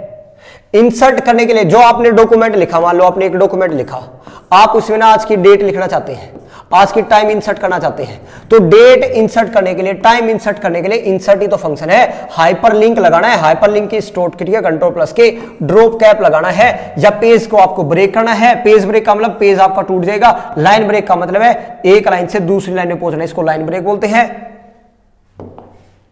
समझ आया? तो ये 5 ऑप्शन है भाई, इंसर्ट में 5 ऑप्शन याद रखने हैं। कौन कौन सा? आप date, time, drop cap, hyperlinks लगा सकते हैं, पेज ब्रेक है, पेज ब्रेक है और लाइन ब्रेक है। पेज ब्रेक की शॉर्टकट की क्या होती है और लाइन ब्रेक की शॉर्टकट की क्या होती है, तो आप देख सकते हैं भाई। पेज ब्रेक करना है तो कंट्रोल के साथ एंटर दबा दो, 2 पेज हो जाएंगे, और लाइन ब्रेक करनी है तो शिफ्ट के साथ एंटर दबा दो, अगली लाइन में आ जाएगा। तो ये 5 ऑप्शन है भाई, आपका काम है पढ़ना, मेरा काम था क्या क्या चीजें आप याद रखोगे। आगे देखो भाई, डिजाइन वाला अगला टैब आ गया। डिजाइन में क्या है भाई? पीछे का बैकग्राउंड, पेज का बैकग्राउंड चेंज करना, तो पेज का बैकग्राउंड चेंज कर देगा, पेज में वाटरमार्क लगा देगा। मान लो मैंने लिखा डॉक्यूमेंट, इस पे वाटरमार्क लगा देगा। वाटरमार्क ना याद रखना, या तो डायगोनली लगते हैं, डायगोनली लगते हैं, और याद रखना हॉरिजॉन्टली लग जाएंगे। डायगोनल वाटरमार्क कभी ना वर्टिकल, इस प्रकार का वाटरमार्क कभी नजर नहीं आएगा आप लोगों को। वाटरमार्क वर्टिकल नहीं लगते भाई, लेकिन हमको तो ये याद रखना है भाई, डिजाइन तो कर रहे हैं ना, ये डिजाइन ही तो हो गया। पेज का बैकग्राउंड, पेज का वाटरमार्क, पेज पे बॉर्डर लगाना। अरे बॉर्डर का मतलब है ये बॉर्डर आपको अलग कलर का नजर आएगा। देखो ये ब्लैक कलर का, ब्लू कर दूंगा, इसको व्हाइट कर दूंगा, ये सारे ये जो बॉर्डर है ना मेन्यू बार के टाइम, ये बॉर्डर, पेज बॉर्डर। अच्छा, पैराग्राफ स्पेसिंग, ये लाइन स्पेसिंग नहीं है, लाइन स्पेसिंग तो होम टैब में थी, सॉरी हाँ होम टैब में, हाँ होम टैब में, सॉरी अरे होम ही था, है पैराग्राफ स्पेसिंग में है, पैराग्राफ के बीच स्पेस देना, इसको बोलते हैं पैराग्राफ स्पेसिंग। ठीक है, कुछ नहीं है ज्यादा भाई, ये बस टैब्स याद रखने हैं आप लोगों को। वाटरमार्क मैंने बता दिया कभी भी वर्टिकल नहीं लगता, या तो डायगोनल लगता है या हॉरिजॉन्टल लगता है। तो ये 4 ऑप्शन थे भाई, डिजाइन में याद रखना है। अच्छा भाई, अब नाम से पता चल रहा है, नाम से पता चल रहा है, अगला आ गया पेज का लेआउट। अरे पेज दिखने में कैसा है? लैंडस्केप मोड है, पोर्ट्रेट मोड है, तो इसमें कौन कौन से आते हैं? एक तो वेरी वेरी इंपॉर्टेंट, देखो रैप टेक्स्ट आया, अरे लिखते समय एक लाइन का ऑटोमेटिक दूसरी लाइन में चला जाना, ये डेफिनेशन बताई थी। रैप टेक्स्ट किस में आता है? पेज लेआउट में। पेज का ओरिएंटेशन पोर्ट्रेट है, लैंडस्केप है। पेज का मार्जिन, जो हमने मार्जिन छोड़ा था आगे पीछे ऊपर नीचे से। पेज का साइज, पेज का कॉलम, पेज का कॉलम का मतलब देखो हम पेज में इस प्रकार भी लिख सकते हैं, पेज में हम इस प्रकार भी लिख सकते हैं, लिखने के अलग अलग तरीके होते हैं। पेज में इस प्रकार भी लिख सकते हैं, एक लाइन यहां लिखो, दूसरी या तीसरी इन्हीं के नीचे, ये होते हैं पेज के कॉलम्स। तो ये 4-5 ऑप्शन है, देखो कौन कौन से है पेज लेआउट में, कौन कौन से ऑप्शन होते हैं। आपसे पेपर यही आ जाएगा, पेज मार्जिन कहां मिलेगा, पेज का ओरिएंटेशन बताओ किस फंक्शन मिलेगा, रैप टेक्स्ट कहां मिलेगा, पेज का साइज कहां मिलेगा, पेज का कॉलम कहां मिलेगा। क्या आपको समझ आया? चलो आगे आगे देखो भाई, 3 और बचे दोस्तों, 3 और बच गए। एक आया रेफरेंस। रेफरेंस में बहुत बहुत इंपॉर्टेंट है भाई, रेफरेंस में बहुत बहुत इंपॉर्टेंट है।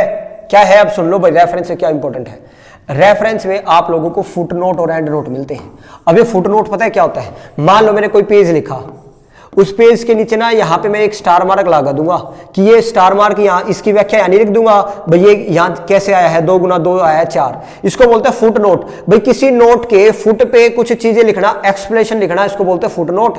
और एंड नोट होता है, ये मैंने मान लो 4-5 पेज बनाए और बिल्कुल आखिर में एक नोट लिख दिया कि भाई ये मैंने ना इतने आदमियों की मदद से ये डॉक्यूमेंट बनाया है, इन्होंने मेरी मदद की है, तो उसको बोलते हैं एंड नोट।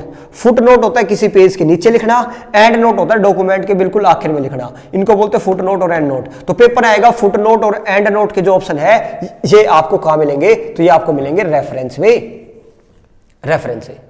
इसके अलावा बुक मार्क है, इंसर्ट इंडेक्स है। इंसर्ट, अरे कोई इंडेक्स इंसर्ट करना, इंडेक्स समझ आया, या उसको इंडेक्स को अपडेट करना।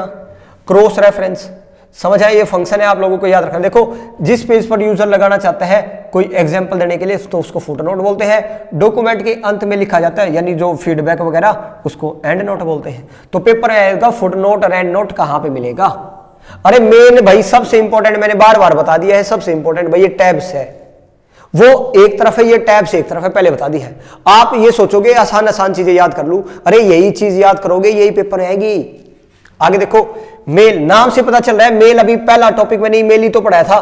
तो मेल से रिलेटेड सारी चीजें, मेल से रिलेटेड सारे फंक्शन आपको मेल वाले में मिलेंगे भाई। ये टू, सीसी, एनवेलप, ये सारे फंक्शन कहां मिलेंगे आप लोगों को? मेल वाले में मिलेंगे। अब 2 और बचे भाई, रिव्यू और व्यू। एमएस एक्सेल जिसने पढ़ा होगा ना भाई, मैंने कह दिया ऑटोमेटिक कर जाएगा। अब बताओ कोई भी आपको अलग चीजें नहीं मिलेगी। रिव्यू में क्या होता है? आपने कोई डॉक्यूमेंट बना दिया, अब उसको रिव्यू भी तो करोगे, कोई स्पेलिंग गलती तो नहीं है। देखो क्या क्या है रिव्यू में, क्या क्या आता है? स्पेलिंग चेक भाई, डिक्शनरी, लैंग्वेज ट्रांसलेट, यानी लैंग्वेज ट्रांसलेट का मतलब है हिंदी में लिखा तो मैं उसको इंग्लिश से कर दूंगा। अच्छा, वर्ड काउंट, कितने वर्ड का मैंने ये डॉक्यूमेंट लिख दिया भाई, 200 पेज, 200 वर्ड लिखे, 300 लिखे हैं, तो वर्ड काउंट कहां पे है? रिव्यू में। कमेंट डालने के लिए इसमें मैं कमेंट डाल दूंगा। प्रीवियस नेक्स्ट पेज पर डालने के लिए पेज अप, पेज अप होता है पिछले पेज पर जाने के लिए, पेज डाउन होता है अगले पेज पर जाने के लिए। ये याद रखना, page up, page down, next page पर, प्रीवियस पेज पर। और रिस्ट्रिक्ट एडिटिंग होता है, मान लो मैंने कोई पेज, कोई डॉक्यूमेंट लिख दिया, अब इस डॉक्यूमेंट को कोई और ना छेड़े तो मैं रिस्ट्रिक्टिंग लगा दूंगा, रिस्ट्रिक्ट एडिटिंग। तो ये सारे फंक्शन काम होंगे रिव्यू में। कहने का बात है भाई, आपको ये रट्टा मारना है, सीधी सी बात है, समझाने के इसमें ज्यादा कुछ था नहीं। लेकिन जो जो चीजें पीडीएफ सबको मिल जाएगी, मैंने को अपने पास तो रखनी नहीं है, मैं भेज दूंगा आप लोगों के पास। लेकिन मैं सिर्फ ये बता रहा हूं इस पीडीएफ से आप क्या चीजें किस प्रकार याद करोगे। एक लास्ट और बच गया, देखो भाई व्यू। व्यू में अगर एक्सेल पढ़ा होगा ना, वहां पे मैंने जोर जोर से सिखा, बिल्कुल आराम से बताया था, सारे वही फंक्शन है लगभग। व्यू में देख लो क्या होता है। व्यू का बाहर का व्यू कैसा है वही याद करा है मैं, एक्सेल में मैंने बताया था। व्यू का मतलब है, पहले तो सुनो भाई, जो भी, जैसे मैंने एमएस वर्ड ओपन किया और मैंने व्यू देखा भाई, व्यू कि मेरे को एमएस वर्ड कैसा नजर आ रहा है, तो एमएस वर्ड में ना किसी भी पेज के 5 व्यू, 5 तरीके से हम पेज को देख सकते हैं। एक नॉर्मल व्यू, एक वेब लेआउट, एक प्रिंट व्यू, एक आउटलाइन व्यू, एक ड्राफ्ट व्यू। ये 5 तरह के व्यू होते हैं। बाय डिफॉल्ट कैसा व्यू नजर आता है हम लोगों को? Normal view. इसको रियल व्यू भी बोलते हैं। अच्छा, ग्रिड लाइंस क्या होता है? एमएस वर्ड में मेरे को मैं लाइन दिखा दूं ना, हॉरिजॉन्टल वर्टिकल लाइन दिखा दूं, इनको बोलते हैं grid lines. Page zoom, minimum maximum zoom, ये भी कहां मिलेगा? ऑप्शन व्यू में मिलेगा। मैक्रो, मैं रिकॉर्ड करना चाहता हूं भाई इस अपने डॉक्यूमेंट को जो मैंने बनाया है, तो ये फंक्शन मैक्रो का है। मैक्रो यानी रिकॉर्ड करने के लिए ये विजुअल बेसिक लैंग्वेज पे काम करता है। मैक्रो वीबी लैंग्वेज पे इंपॉर्टेंट है। तो मैक्रो वाला ऑप्शन कहां मिलेगा? मैक्रो का मतलब रिकॉर्ड वाला ऑप्शन कहां मिलेगा? व्यू में। पेज मर्ज वाला, विंडो स्प्लिट करना, विंडो को तोड़ना है, पेज मर्ज करना है, ये सारे फंक्शन मेरे को कहां मिलेंगे? व्यू में।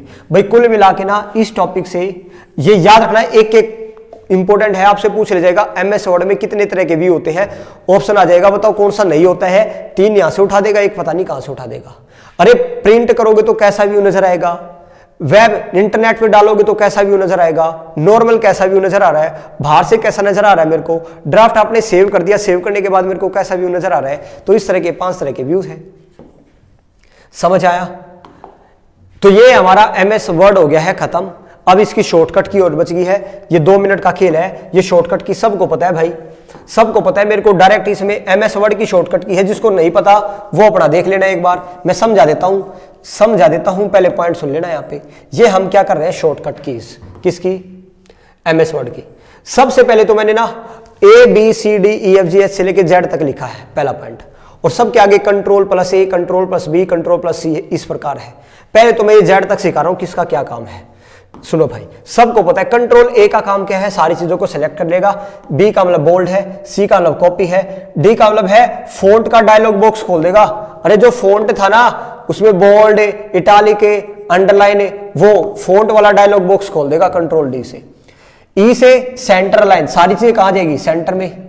F से फाइंड, G से गो टू का मतलब मान लो मैंने 5 पेज बनाए, मैंने 100 पेज बनाए हैं। कितने पेज बनाए? 100। मैं हूं तीसरे पेज पे, मेरे को 87वें पेज पे जाना है, तो डायरेक्ट मैं ये थोड़ी करूंगा आगे जाता जाऊंगा एक एक पेज, डायरेक्ट फंक्शन दबाऊंगा Ctrl+G, यानी गो टू। एक ऑप्शन आ जाएगा, बताओ भाई कौन से पेज पे जाना चाहते हैं, मैं लिख दूंगा 87, तो डायरेक्ट 87 पे पहुंच जाएगा। तो गो टू का मतलब है जिस पेज पर आप जाना चाहते हैं वहां पहुंच जाएंगे। ये गो टू का फंक्शन होता है Ctrl+G। I से इटालिक लिखोगे, H से रिप्लेस है भाई, J से जस्टिफाई है, जस्टिफाई मैंने बता दिया था, सेंटर लाइन, ये अलाइनमेंट जब बताया आप लोगों को। के वेरी वेरी इंपॉर्टेंट है, हाइपरलिंक लगाने के लिए के है, लेफ्ट में चीजें लिखने के लिए। Indent Ctrl+M, very very important है, इंडेंट वेरी वेरी इंपॉर्टेंट है, इंडेंट बार बार याद रखना। एन का कोई नया डॉक्यूमेंट बनाना मेरे को, Ctrl+N से न्यू डॉक्यूमेंट बनाने के लिए। भैया मैं स्पीडली इसलिए मूव कर रहा हूं क्योंकि ये चीज आप बार बार पढ़ा चुका हूं। MS एक्सेल बढ़िया तरीका किया था हम लोगों ने। O ओपन करने के लिए, P प्रिंट करने के लिए, Q क्या होता है देखो, वेरी वेरी इंपॉर्टेंट है Q। मान लो मैंने कोई पैराग्राफ बनाया, ये पैराग्राफ बनाया, मान लो ये पैराग्राफ का फॉर्मेट बना दिया ना मैंने। ये पैराग्राफ का फॉर्मेट रिमूव करने के लिए, तो रिमूव पैराग्राफ फॉर्मेट Ctrl+Q आता है, यानी ये रिमूव कर देगा इसको, एक ही सारी चीजें अपने आप ले आएगा साइड में। तो मान लो मैंने कोई पैराग्राफ लिखा था कोई फॉर्मेट में, अलग फॉर्मेट में, तो पैराग्राफ फॉर्मेट को रिमूव करने के लिए Ctrl+Q प्रेस करना होता है। समझ आया? आर क्या करेगा? राइट अलाइन कर देगा, सारी चीजें राइट में लिखेगा, सेव कर देगा। हैंगिंग इंडेंट पढ़ चुका। अंडरलाइन हमने बता दिया, किसी शब्द के अंडरलाइन इस प्रकार। पेस्ट कोई पेस्ट कर देगा, विंडो को बंद कर देगा। जो आपने MS वर्ड खोला हुआ ना, इसको मेरे को बंद करना है तो Ctrl+W भी दबा सकता हूं मैं। कट करना है, X का मतलब क्या है? कट। रीडो और अंडो, अंडो रीडो, MS एक्सेल देखना बढ़िया तरीका बताया था क्या होता है अंडो और रीडो। बार बार कह रहा हूं, इस चैप्टर पे आने से पहले ये कुछ शॉर्टकट की ओर है। सबसे पहले ये शॉर्टकट की सीखो भाई, होम Ctrl+Home, एंड Ctrl+End। समझ आया? अब सुन लो भाई, ये मान लो मेरा डॉक्यूमेंट है 1 2 3 4 5 6, मैंने 6 पेज लिखे, तो पहले पेज पर जाने के लिए ये Ctrl+Home दबाना पड़ता है। डॉक्यूमेंट के शुरू में आना, अच्छा डॉक्यूमेंट के लास्ट में आना Ctrl+End दबाना पड़ता है। अच्छा मान लो मैं किसी एक पेज पे हूं, 4 पेज पे हूं, ये लाइन लिखी, लाइन के शुरू में आना होम, लाइन के शुरू में आने के लिए होम, और लाइन के आखिर में आने के लिए एंड। तो क्या ये चारों समझ आई आप लोगों को? डॉक्यूमेंट के शुरू में आना है तो कंट्रोल के साथ होम प्रेस करो। क्लियर है? अब ये चीज हो रहा है कि ये देखो जल्दी से, पेज ब्रेक, मेरा पेज था उसको तोड़ना है, ये पेज था इसको 2 भागों में तोड़ना है, पेज ब्रेक हो जाएगा तो Ctrl+Enter। लाइन ब्रेक करनी है तो शिफ्ट के साथ एंटर। फॉन्ट साइज डिक्रीज करना है तो कंट्रोल के साथ ओपन ब्रैकेट है ये, कंट्रोल के साथ ओपन ब्रैकेट और कंट्रोल के साथ क्लोज ब्रैकेट दबाऊंगा तो फॉन्ट साइज इंक्रीज। इसका उल्टा है, ओपन का मतलब तो डिक्रीज होगा, क्लोज का मतलब इंक्रीज होगा। Control plus is equal to दबाऊंगा तो सबस्क्रिप्ट यानी नीचे लिखेगा, और कंट्रोल शिफ्ट के साथ प्लस प्लस दबाऊंगा तो सुपरस्क्रिप्ट ऊपर लिखेगा। तो दोस्तों ये था तुम्हारा टॉपिक। जल्दी से इस वीडियो को देख लेना भाई, फटाफट 5 नंबर ले लेना, ज्यादा कुछ है नहीं। मैंने कहा था ये MS एक्सेल देखना इससे पहले, वो अगर कर लिया तो ये बिल्कुल आप लोगों को हलवा लगेगा चैप्टर। चलिए दोस्तों आज के लिए इतना ही, मिलते हैं अपना अगली क्लास से, तब तक के लिए धन्यवाद। जय हिंद, जय भारत।